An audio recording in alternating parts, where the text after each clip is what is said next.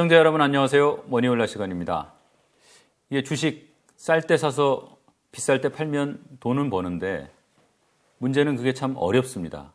그래서 오늘 이 비법 아닌 비법 공개하겠습니다. 이상엽 작가 모셨습니다. 어서 오십시오. 네, 안녕하십니까.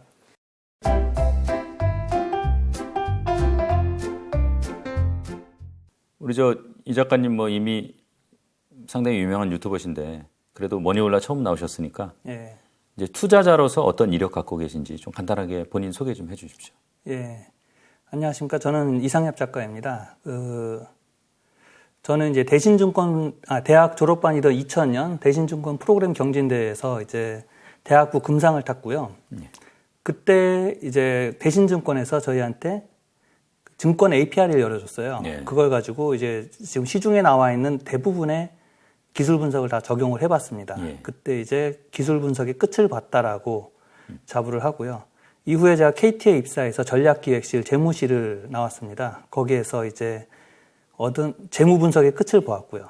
이제 거기서 얻은 지식으로 K뱅크, BC카드에서 금융 신사업을 했습니다. 예. 그러면서 투자도 유치를 하고 신사업도 하고 하면서 그 미래 예측, 투자자 분석 이런 것들을 다 할 수 있었고요.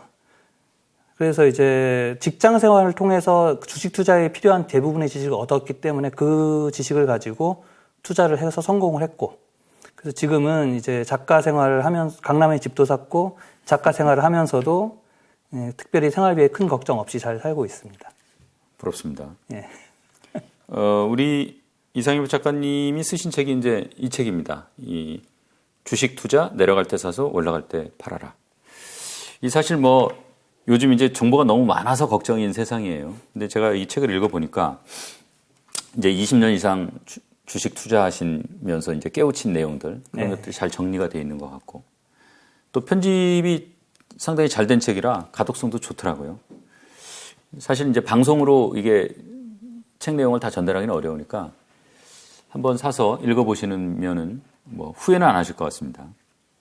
이게 이제 주식 투자 쭉 해오시다가 전업 투자 되고 나서 이제 쓰신 책이죠? 네, 그렇습니다. 사실 책 내용 너무 잘 전달하면 책 안 사보실 것 같아서 좀 걱정이긴 한데 그래서 제가 한번 최선을 다해보겠습니다. 우리 이 작가님은 왜 이 주식 투자라는 수단을 선택하셨습니까? 사실 돈 버는 방법은 여러 가지가 있잖아요. 일단 제가 돈이 없었기 때문에 주식 투자로 시작을 했습니다. 1,000만 원, 2,000만 원 정도로 투자를 할 수 있는 게 코인이 나오기 전까지는 사실 주식 투자밖에 없었어요. 예. 부동산은 일단 큰 돈이 들어가야 되지 않습니까? 작은 돈으로 할 수 있고 그리고 또 정보가 투명합니다. 예. 예, 주식은 공시 제도가 있어서 중요한 내역은 반드시 공개를 해야 됩니다. 예. 근데 부동산이나 다른 데는 사실 그런 제도가 없죠. 예. 마지막으로는 이 수익률 계산이 굉장히 편합니다. 예. 부동산 같은 경우에 2억에 사서 10억에 팔았다. 라고 하면 5배 올랐다. 라고 이야기할 수가 없습니다. 왜냐하면은 저희가 현장 조사하느라고 많이 왔다 갔다 했죠. 세금 나갔죠. 대출하면서 이자 나갔죠. 예, 그 다음에 중간에 수수료 들었죠. 굉장히 많은 비용을 썼거든요. 근데 주식 투자는 수수료가 0. 몇몇 %예요. 굉장히 수수료가 낮아요. 그러니까 가격의 변동만 신경을 쓰면 됩니다. 세금도 거의 없고요. 그래서 주식 투자로 시작을 했습니다. 이게 이제 보통 투자자들이 예. 책 제목하고 반대로 해요. 그래서 이제 보통 올라갈 때 사고 내려갈 때 판다는 그렇죠. 말입니다. 예. 참 이게 문제인데. 지금 내려가는 때죠? 네, 내려가는 때입니다. 사야 되는 때네요. 열심히 사야 되는 때입니다. 돈을 아껴서 저축해서 열심히 사야 되는 때입니다, 지금. 근데 이게 이미 산 사람들은 어떻게 합니까? 이미 사신 분들은 버티셔야죠. 버티셔야 됩니다. 더 사든지요. 네. 이게 돈이 문제긴 한데. 네. 자, 이제 주식을 이제 살 때라고 말씀을 하셨는데, 그래도 이제 주식 투자하려면 이 정도 기초 지식은 있어야 한다. 어떤 네. 게 있습니까? 일단 매매에 대해서 정확하게 아셔야 됩니다. 예. 매매에 대해서 정확하게 안다는 것은 제가 살 때는 물론 그 예수금이라는 곳에 저 돈이 들어가서 예. 사면은 그 예수금에서 돈이 빠져나가요. 예. 그 주식을 팔면은 D 플러스 2일, 이 영업일 뒤에 돈이 들어옵니다. 예. 이렇다는 사실을 일단 정확하게 알고 계셔야 됩니다. 사실 저도 이거 계좌 보면서 D 플러스 1, D 플러스 2가 뭐지? 어렴풋이 사실 생각은 했었는데 예. 책 보면서 사실 정확하게 알았어요. 예. 그 부분하고 두 번째, 재무에 대해서는 아셔야 됩니다. 예. 재무에 대해서는 아셔야 되고 마지막으로는 차트에 대해서 아셔야 되는데요. 예. 재무에 대해서는 제가 간단하게 설명을 좀 드리도록 하겠습니다. 예. 재무는 그러니까 자기 통장, 내 돈이 어떻게 돌아가는지 기본적으로 아셔야 돼요. 예. 그거랑 비슷하게 생각하시면 돼요. 제가 번 돈, 월급 받은 돈, 그 돈이 바로 매출입니다. 예. 기업으로 따지면. 예, 기업으로 따지면 매출입니다. 물론 세금 떼기 전에 번 돈, 연봉이 그게 저한테 매출입니다. 그래서 제가 카드값 다 쓰고 세금 내 거 다 내고 남은 돈이 순이익입니다. 순이익이 바로 제 자본. 자본의 뜻은 내 돈입니다. 내 돈. 내 돈이 되어가는 과정이에요. 내가 마음대로 쓸 수 있는 네, 돈. 내가 마음대로 쓸 수 있는 돈. 그 다음에 내가 가진 돈, 내 돈 플러스 빚, 부채가 제 전 재산입니다. 그걸 자산이라 그래요. 예. 예, 자산, 부채, 자본. 근데 자산은 재산이라고 생각하시면 되고, 부채는 빚이라고 생각하시면 되고, 자본은 내 돈이라고 생각하시면 됩니다. 그러면은 내가 번 돈에서 비용과 세금을 다 떼고 남은 그 순이익이 내 돈이 되어서 재산이 불어가는 과정이 재무제표입니다. 예. 기업도 똑같습니다. 이 흐름에 대해서 정확하게 이해하고 계시면 됩니다. 요 뭐 하여간 각각의 자세한 내용은 예. 뒤에서 이제 다룰 테니까 그때 좀 자세히 얘기하기로 예. 하고요. 이제 본격적으로 이제 사고 파는 법에 대해서 좀 배우겠습니다. 네. 이 책 보니까 하여간 뭐 책 전체 내용에서 가장 강조하신 게 자꾸 나눠서 사고 나눠서 팔아라. 네, 그렇습니다. 이걸 정말 강조하셨더라고요. 예. 왜냐하면은 미래를 알 수 없기 때문입니다. 미래를 정확하게 예측한다. 어떻게 하면 더 정확하게 예측할 수 있을까? 그걸 고민하기보다는 미래를 절대로 정확하게 예측할 수 없다라고 깔고 들어가는 거죠. 그럼 미래를 정확하게 미래를 알 수 없다면 이 상황에서 가장 싸게 사는 방법은 분산 매수입니다. 네. 예. 그러니까 그래서 제가 쓰는 방법이 10단계 지정가 매수입니다. 예. 예, 10단계 지정가 매수는 어떻게 하는 거냐면요. 예, 화면을 보시면 예. 이 매수 가격이 한 10개 정도 호가가 쭉 나와 있지 않습니까? 네. 매수를 할 때는 싸게 사야 됩니다. 예. 그래서 떨어지는 날 사야 됩니다. 첫째. 예. 떨어지는 날 사야 되고 그럼 일단 빨갛게 표시되는 날은 일단은 그냥 덮어야 되겠네요. 예, 사지 마셔야 됩니다. 예. 떨어지는 날 사는데 떨어질 때 언제 사느냐? 10개의 호가가 있으면은 예. 그 10개의 호가 아래쪽에다가 10개로 나눠서 매수 주문을 거는 거예요. 아, 그러니까 지금 보통 사람이 사고 있는 10개 아래부터 시작해서 해서 그 10단계로. 밑에 그 밑에 10개까지 사는 겁니다. 예. 거래를 걸어놓고서 이 창문을 닫아야 됩니다. 이 창을 호가창이라고 하는데 예. 이 창을 자꾸 보고 있으면은 오르면 더 오를 것 같고 떨어지면 더 떨어질 것 같아요. 그래서 실수하게 됩니다. 이게 그러니까 인내심이 엄청 필요하겠네요. 네, 그렇습니다. 이러면 매수 주문이 잘 안 돼요. 예. 정말 막 화가 나고 짜증이 나요. 네, 이러면서까지 투자해야 되나? 예. 그걸 참아내고 이런 식으로 하셔야지 됩니다. 이유는 미래는 알 수 없기 때문에. 이러면 대개는 이제 싸게 살 확률이 좀 그렇습니다. 높아지는 거네요. 굉장히 싸게 사게 됩니다. 매도도 마찬가지입니다. 매도도 마찬가지입니다. 팔 때 오르는 날 팔아야 됩니다. 아, 이거는 이제 무조건 또 빨간 날 예, 빨간 날 팔아야 팔아야 되는 거죠. 되네요. 예. 파란 날은 아예 막 그냥 오르고 있는 날. 팔 생각을 말고. 예. 10개가 보이시죠? 예. 그 위에다가 쭉 10개를 거는 거죠. 그래서 이 창문을 반드시 닫아야 됩니다. 매수 때는 아래로 10개, 예, 아래로 10개. 매도 때는 위로 10개. 위로 10개. 예. 안 보이는 데에서. 보이는 데서 이것도 그러니까 꼭 그렇게 하면은 뭐 팔 수 있다는 보장은 없는 거네요. 없는 겁니다. 하지만 올라갔다 내려와요, 보통. 예. 더 올라갑니다. 그러니까 이런 생각으로 매매를 하시면 됩니다. 개인적으로 이제 그렇게 했을 때 성공 확률 뭐 몇 퍼센트 정도 됐습니까? 그러니까 최종 투자의 수익에 대한 성공인가요? 아니면은 매매의 성공을 말씀하시는 거예요? 그러니까 내가 이제 그래도 어느 정도 만족할 만한 가격에 샀고 예. 만족할 만한 가격에 팔 수 있었다. 이렇게 했을 때. 그 성공률은 거의 100%고요. 예. 예, 거의 100%입니다. 그 투자 전체가 성공이었던 실패였던 간에 최대한 싸게 샀고 최대한 비싸게 파는 그런 결과가 나옵니다. 이게 이제 조금씩 사고 조금씩 판다는 건 알겠는데 예. 이게 그러면 사고 파는 또 시간대에도 확실하게 유리한 시간이 있습니까? 네, 있습니다. 종가 매수, 시가 매도. 그러니까 종가로 사고 예, 이제 시가로 팔고. 예, 시장이 끝날 때쯤 사서 예. 시작할 때쯤 파는 겁니다. 왜 그렇습니까? 그거는? 시장에는 데이 트레이더라는 분들이 계십니다. 데이 트레이더 분들은 그날 하루에 사서 사고 팔아서 이익을 보는 분들이 계세요. 예. 그분들은 오전에 사서 오후에 팝니다. 하루를 더 가지고 있지 않아요. 그 오버나잇 리스크라고 하는데요. 그 다음 그 장이 끝나고 나서 그 다음 밤새도록 무슨 일이 일어날지 모르기 때문에 예. 그 오버나잇 리스크를 지지 않기 위해서 장 끝나기 전에 파십니다. 되게 난건 뭐 손해를 받건 팔아버리는 거예요. 네, 그렇죠. 그러면은 그분들하고 반대로 움직이면 된다는 거죠. 그분들이 살 때 오전에 장 시작할 때 저희는 그때 팔고 예. 예, 그분들이 팔 때 장 끝날 때쯤 사는 거죠. 오버나잇 리스크를 제가 대신 져드리는 거죠. 자, 이제 뭐 이 책 내용 보면서 저 공감 많이 했는데 일단 용돈을 벌려면 기본적인 매매 방법 네. 또 기본적인 뉴스 분석만 네. 할 줄 알면 된다. 예, 이렇게 말씀을 하셨는데 그렇습니다. 이게 뉴스를 통해서는 어떤 걸 얻을 수 있는 겁니까?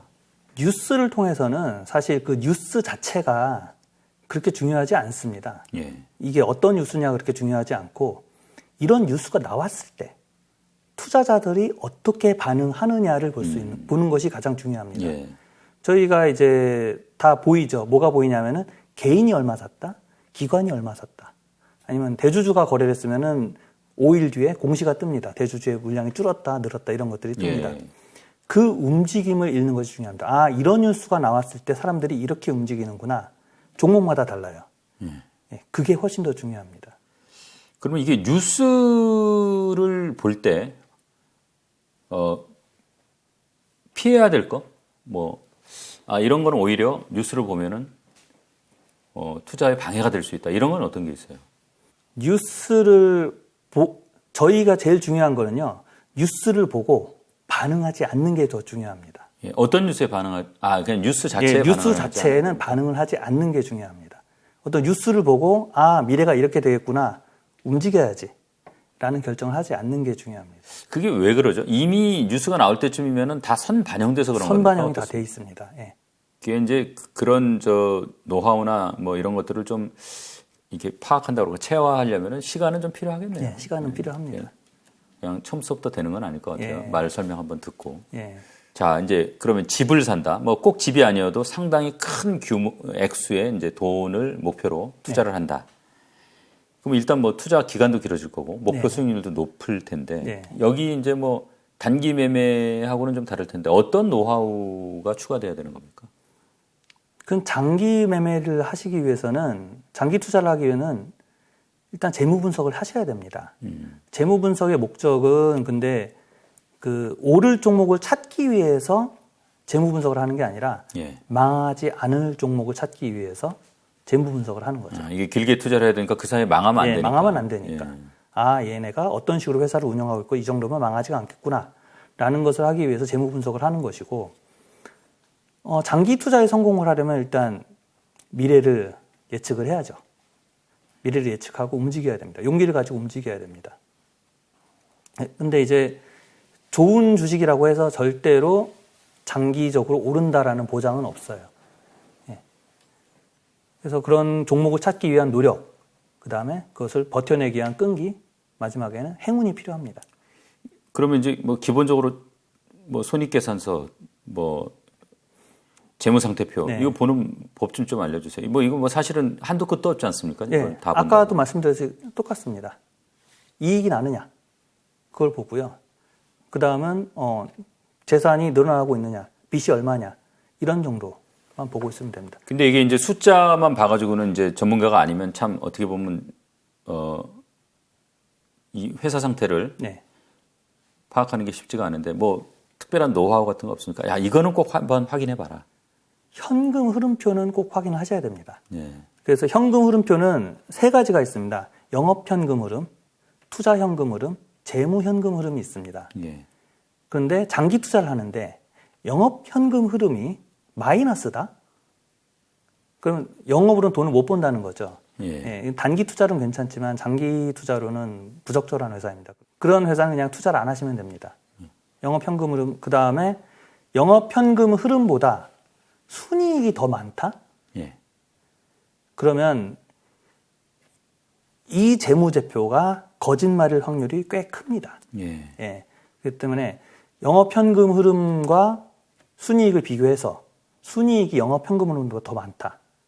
그럴 때는 이 종목엔 투자를 안 하시면 됩니다. 왜 그런지 굳이 따질 필요가 없습니다. 원칙적으로 따지면 그 영업 현금 흐름에 있는 그 돈에서 뭔가 이런저런 비용을 빼고 남은 게 순이익인데 네. 그러면 당연히 순이익은 영업 현금 흐름보다 적은 게 상식인데 그렇습니다. 많다는 거는 뭔가 문제가 있다는 거죠. 문제가 있다는 거죠. 예. 뭐 의도적으로 속였다거나 뭐 예.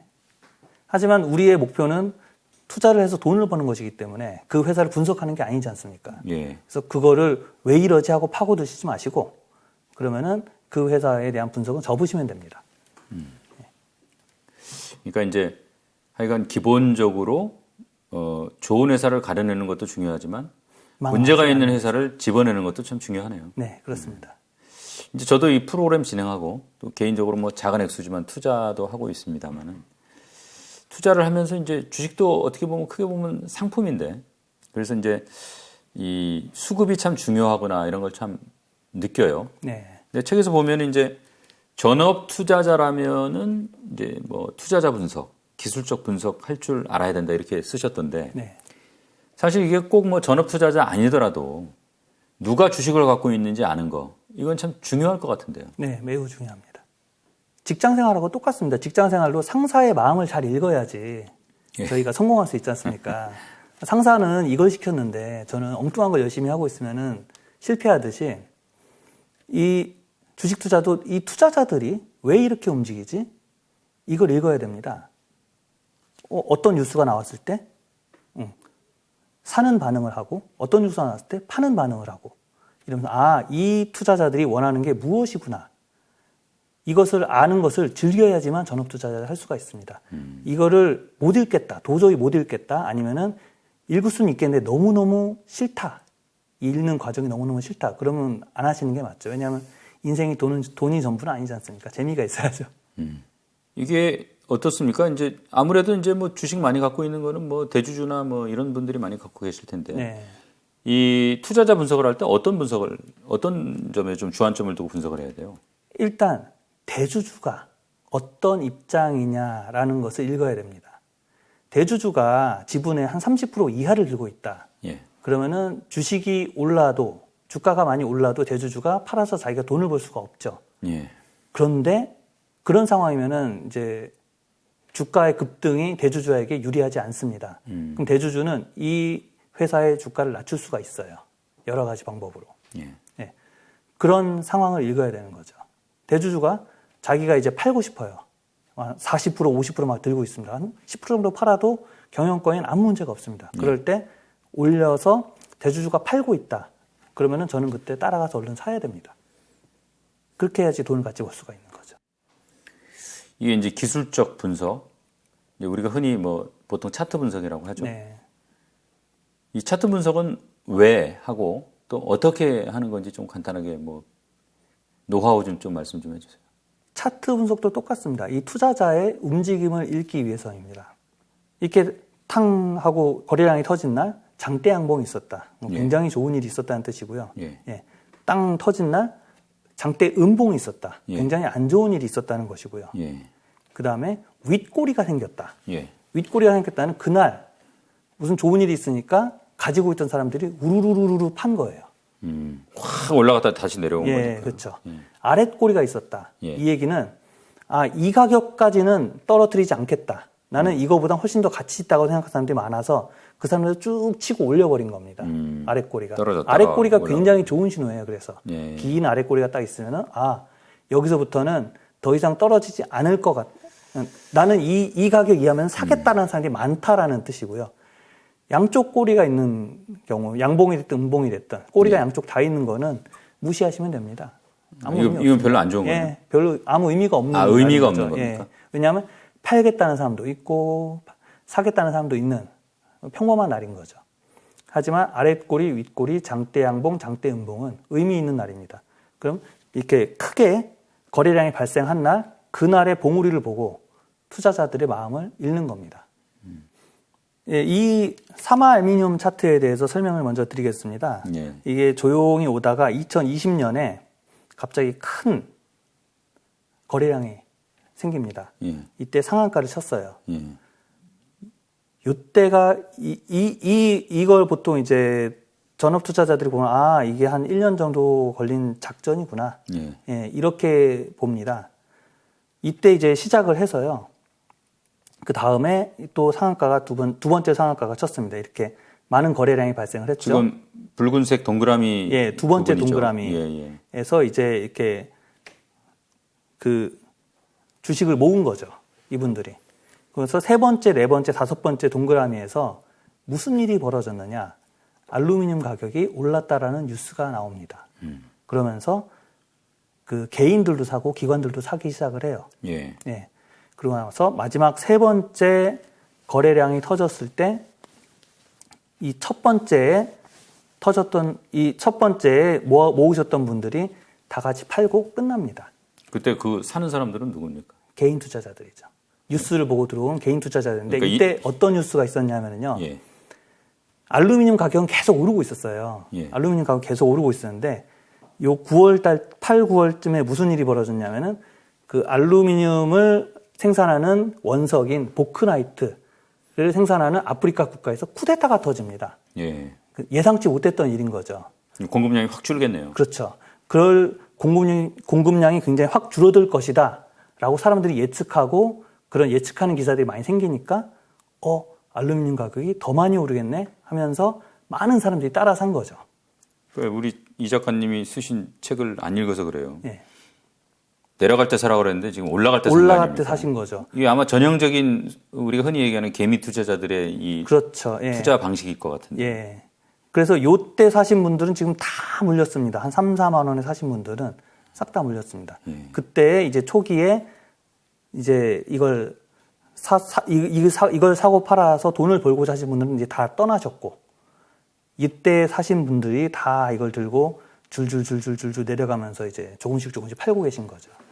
이게 혹시 우리 작가님 같은 경우에 차트 보고 이게 쭉 이런 식으로 움직여 왔으니까 앞으로 어떻게 되겠구나 이런 예측도 차트 보고 하세요 혹시? 네, 합니다.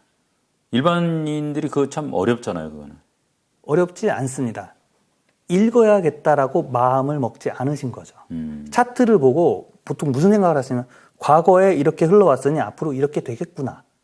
이거는 차트는 가격을 기록해 놓은 것이기 때문에 아무 의미가 없어요. 차트만 봐서는 아무 의미가 없고 예.